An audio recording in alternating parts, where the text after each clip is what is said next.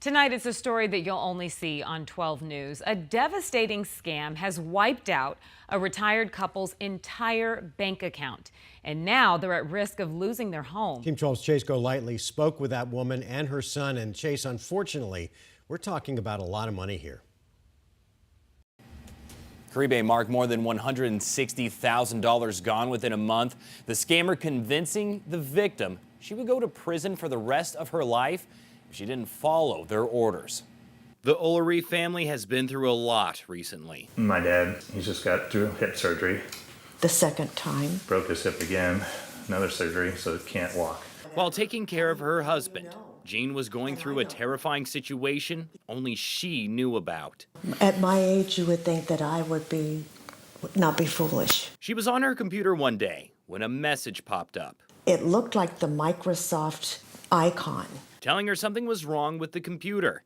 When she called the phone number in the message, they found a lot of child pornography. The scammer telling Jean they could fix it at a cost. I would have to pay $55,000. Jean knew she didn't do anything wrong, but what the scammer said next was a threat she didn't take lightly. He said, "You will be in prison for the rest of your life." I was terrified. You know, I really was. Out of that fear, Jean followed the scammer's instructions, taking out thousands in cash and depositing it inside this Westside Phoenix smoke shop using a Bitcoin ATM machine.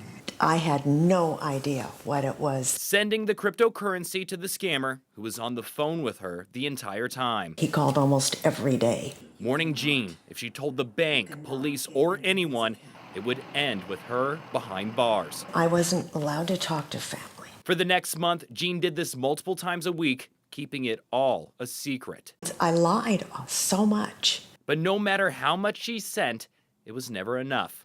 Even sending an international wire transfer to China for more than $63,000. I was told to tell them that I was buying a cottage. In total, Jean sent $163,000 and counting. I just kind of had a meltdown. It didn't stop until her son JR came over and noticed her debit card expired. When he called the bank, It sends us to the fraud department. telling him of all the suspicious activity on the account and how much was taken out. There's times where I'm extremely angry, and then there's times where I'm sad. The curtain was finally pulled back, and Jean immediately blocked the scammer's phone number. To think before you do something as foolish as I did. A warning to others, as she is now left unable to pay for basic necessities. My mortgage, my car insurance, my utilities. The cost of fear. I should have walked into the bank and said, "This is what I've heard." But I didn't because I was terrified.